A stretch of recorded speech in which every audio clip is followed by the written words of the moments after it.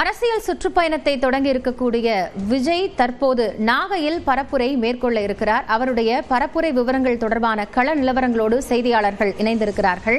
நாகையிலிருந்து செய்தியாளர்கள் ரகுவரன், பிரேம் மற்றும் வெற்றி ஆகிய மூவரும் இணைந்திருக்கிறார்கள். முதலில் செய்தியாளர் வெற்றியிடம் இருந்து தொடங்கலாம். வெற்றி, இப்போ நாகையில பரப்புரையில ஈடுபடுறதுக்காக திருச்சியிலிருந்து தாவேக தலைவர் விஜய் சாலை மார்க்கமாக பயணம் மேற்கொண்டிருக்கிறார். இந்த பயணம் குறித்த விவரங்கள் என்னென்ன ஏற்பாடுகள் செய்யப்பட்டிருக்கு? இந்த முறை அந்த தேர்தல் பரப்புரை கூட்டம் மீதான எதிர்பார்ப்பு எப்படி இருக்கு? காயத்ரி, கூட்டம் கடந்த முறை முதல் பாயிண்ட்ல திருச்சியில விஜய் பேசும்போது இருந்த கூட்டத்தை விட ஒப்பிடும்போது இது கூட்டம் அளவு குறைவுதான். ஆனா விஜய் இங்கு வர்றதுக்கு இன்னொரு 1 மணி நேரத்துல இருந்து 2 மணி நேரம் வரைக்கும் ஆவதற்கான வாய்ப்பு இருக்கு. அதனால அப்போது இன்னும் கூட்டம் அதிகரிப்பதான சாத்தியம் இருக்குது. இந்த கூட்டம் எல்லாம் கூட்டம் மட்டுமா, அவருடைய பார்க்கறதுக்கு வர கூட்டம் மட்டும்தான், இல்ல அவர் பேசுறதை கேட்க வர கூட்டமா, சரியாக அரசியல் வயப்படுகிற கூட்டமா அப்படிங்கிற ஒரு விமர்சனங்களுக்கு மத்தியில தான் இவ்வளவு பெரிய தொண்டர்களும் ரசிகர்களும் கூடுறாங்க. இந்த போன வாரம் பேசுறதை விட இந்த வாரம் என்ன பேசுவார் எதிர்பார்ப்பு இருக்கு. இந்த ஒரு வாரத்துக்குள்ள அரசியல் ரீதியா விஜய் மீது ஆளும் திமுக அரசு, முதலமைச்சர் கனிமொழி இவங்க எல்லாம் விமர்சனத்தை முன் வச்சிருக்காங்க. வெவ்வேறு மாற்றங்கள் நடந்திருக்குது. அதுக்கெல்லாம் விஜய் என்ன பதில் கொடுப்பாரு? இரண்டாவது, இந்த நாகப்பட்டினத்தினுடைய மீனவர் நலன் சார்ந்து மீனவர்களுடைய போராட்டத்துக்காக 2011 விஜய் நாகப்பட்டினம் வந்திருந்தாரு. 14 வருஷத்துக்கு அப்புறம் மறுபடியும் நாகப்பட்டினம் வர்றாரு. அப்படிங்கும்போது இந்த இடத்தோட கூடுதலான ஒரு கனெக்டிவிட்டி, கூடுதலான ஒரு தொடர்பு அப்படிங்கிறது இருக்கக்கூடியதை பார்க்க முடியுது. அதனால இங்க இருக்கக்கூடிய மீனவர்கள் நலன் சார்ந்த விஜயனுடைய வாக்குறுதிகள் என்னவாக இருக்கும் அப்படிங்கிற ஒரு எதிர்பார்ப்பு இருக்குது. கூடுதல் நிபந்தனைகள் விதிச்சிருக்காங்க. பொது சொத்தை சேதப்படுத்த கூடாதுங்கிறது பிரதானமான ஒரு நிபந்தனை. மரங்கள்ல விஜயை ஃபாலோ பண்ணக்கூடாது. மரங்கள், கட்சி கொடி கம்பங்கள், ஈவி கம்பங்கள்ல ஏறக்கூடாது என்ற அறிவுறுத்தலாம் கட்சியால கொடுக்கப்பட்டிருக்கு. இதெல்லாம் இந்த முறையாவது ரசிகர்கள் முழுமையா ஃபாலோ பண்றாங்களா, தொண்டர்கள் முழுமையா பின்பற்றுறாங்களா அப்படிங்கறத பார்க்கணும்.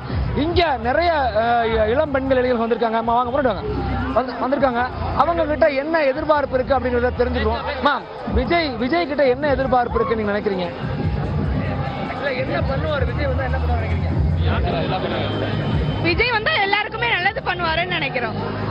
அப்படி பொதுவா சொல்ல வேணாம், குறிப்பிட்டு இதை பண்ணுவாருன்னு சொல்றீங்க. நீங்க என்ன நினைக்கிறீங்க? விஜய் என்ன பண்ணுவார் நினைக்கிறீங்க? ஃபர்ஸ்ட் இந்த ஊழலாட்சியை ஒழிக்கணும். இந்த ஊழலாட்சியை ஒழிக்கணும். ஃபர்ஸ்ட் கோரிக்கைகள் நிறைய பண்றாமே விட்டுட்டாங்க.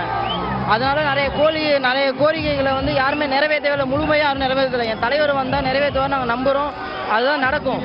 மக்களாக மன்னர்கள் நாங்கள் ஆணையிடுவோம் எங்க தளபதிக்கு. அவர் அதை செஞ்சுட்டு போயிட்டே இருப்பாரு. அதான் நாங்க எதிர்பார்க்கிறோம். தம்பி, ஒன்னும் பிரச்சனை இல்லைங்க, வாங்க. இல்ல இப்போ நீங்க நாகப்பட்டினமா? கும்பகோணம். நாகப்பட்டினமா நீங்க?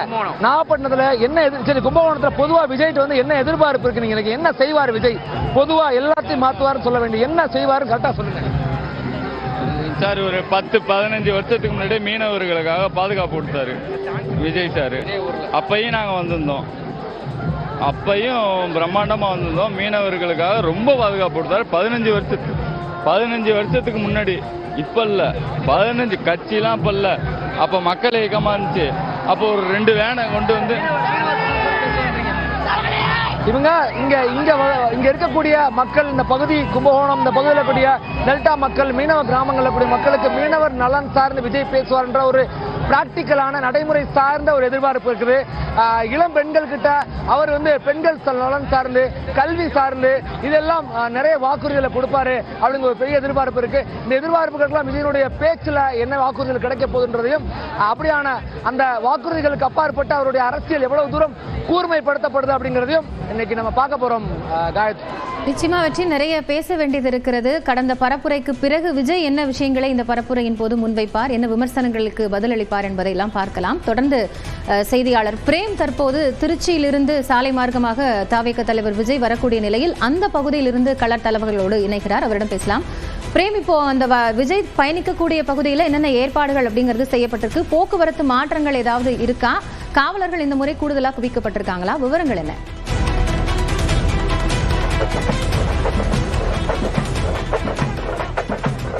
அதாவது தமிழக வெற்றி கழகத்தினுடைய தலைவர், தாவேகாவுடைய தலைவர் தற்போது திருச்சியிலிருந்து தனி விமானத்துக்கு வந்திருக்கின்ற அவர் தற்போது கார் மூலமாக நாகை மாவட்டத்திற்கு பயணம் மேற்கொள்கிறார். ஆனால் முதற்கட்டமாக இந்த நாகை மாவட்ட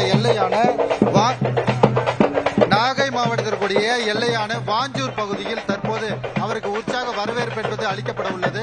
அந்த காட்சிகளை தான் நம் ஒளிப்பதிவாளர் மணி அவர்கள் காட்டிக் கொண்டிருக்கிறார். இந்த பகுதி முழுவதாக ஒரு உற்சாக கொண்டாட்டம் என்பது தற்போது ஏற்பாடு செய்யப்பட்டிருக்கிறது. ஏற்கனவே திருச்சியில் நடைபெற்ற பிரச்சாரத்தின் போது பல்வேறு சர்ச்சைகள் ஏற்பட்டது ரசிகர்களாலும் தொண்டர்களாலும். அதையெல்லாம் கட்டுப்படுத்த வேண்டும் என கடலூர் இந்த நாகை மாவட்டத்திற்குரிய மாவட்ட காவல் கண்காணிப்பாளர்கள் காவல்துறையினர் அதிக அளவில் கட்டுப்பாடுகளை விதித்திருந்தாலும் தற்போது விஜயை காண ரசிகர்களும் தொண்டர்களும் தற்போது ஏராளமான தற்போது நாகை மாவட்டத்துடைய இந்த எல்லை பகுதியான வாஞ்சூர் பகுதிக்கு வருகிறார்கள். இங்கு மேலதாளம் முழங்க அவர்களுக்கு உற்சாக வரவேற்பு என்பது அளிப்பதற்கான அனைத்து ஏற்பாடும் செய்யப்பட்டிருக்கிறது. நம்மிடம் ஒருத்தர் இருக்கிறார். சார், நீங்க எந்த பகுதியை சேர்ந்தவங்க? குழந்தைகளை கூட்டிட்டு வரக்கூடாதுன்னு சொல்லியிருக்காரு. எனக்கு இந்த பனங்குடியிலேருந்து வந்திருக்கேன். தளபதி ரசிகர், சின்ன பிள்ளைங்க தளபதி ரசிகர். அதனால நான் தளபதி ரசிகர் அந்த ஆசையை என் பள்ளிகளும் தளபதி ரசிகராக தான் மாற்றுவேன். எனக்கு தளபதினா உயிர். அதனால என்னோட சேர்ந்து என் தளபதியா என் பிள்ளைங்களும் பார்க்கணும். அதனால காலையில வெயிட் பண்றேன். அதிக அளவில் கூட்டம் வரும், அதனால குழந்தைகளை கூட்டிட்டு வரக்கூடாதுன்னு சொல்லியிருக்காரு. அதையும் மீறி என் தளபதி உள்ள நம்பிக்கை. தளபதினால என் பசங்களால யாருக்கும் இந்த பிள்ளைங்களை ஏதோ தீமை செய்ய மாட்டாங்க. என் பிள்ளைங்களுக்கு எதுவும் ஆகாது. அதனால இந்த ரசிகர்களுக்காக நம்பிக்கையோட நான் வந்திருக்கேன். நிச்சயமாக இங்கு பாத்தீங்கன்னா அனைத்து பல்வேறு மக்கள் வந்துட்டு தங்கள் குழந்தைகளோடு தற்போது வருகை தந்திருக்கிறார்கள். ஏற்கனவே தமிழக வெற்றி கழகத்துடைய தலைவர் விஜய் அவர்கள் குழந்தைகளோடு பிரச்சாரத்திற்கும் மாநாட்டிற்கும் வர வேண்டாம் என்ற ஒரு அறிவிப்பை வெளியிட்டிருந்தார். ஆனால் தொடர்ந்து அவர் பல்வேறு இடங்களில் தற்போது குழந்தைகளை வைத்துக் கொண்டு வந்திருக்கிறார்கள். மற்றொரு தொண்டரிடம் கேட்போம். சார், நீங்க எந்த பகுதியை சேர்ந்தவங்க? எந்த அளவுக்கு வரவேற்பு ஏற்படுத்தி?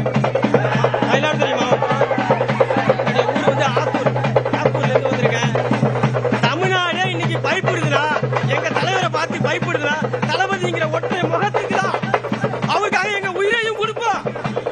தளபதி டிவிக்கே. ஆனா ஒண்ணு, இன்னைக்கு சீமான் வந்து எங்க தலைவரை தப்பா பேசிட்டு இருக்காரு. அவருக்கு நாங்க கண்டனத்தை தெரிவிக்கிறோம்.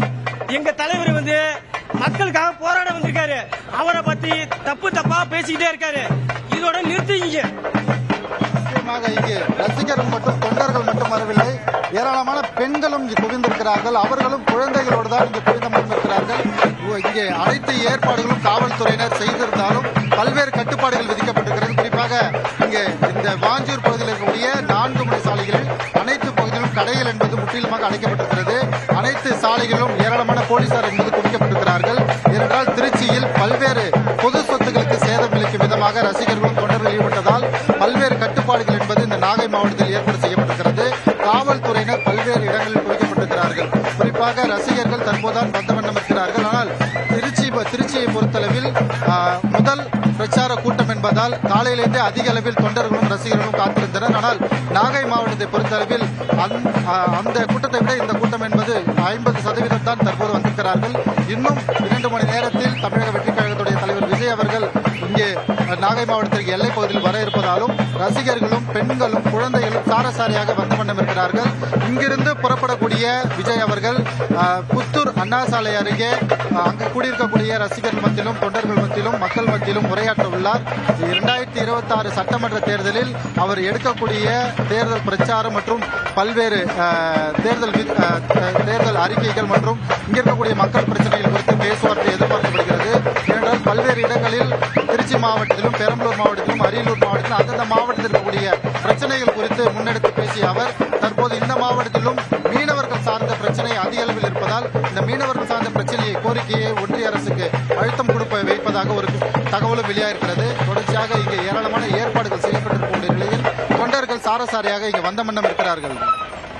நன்றி பிரேம்.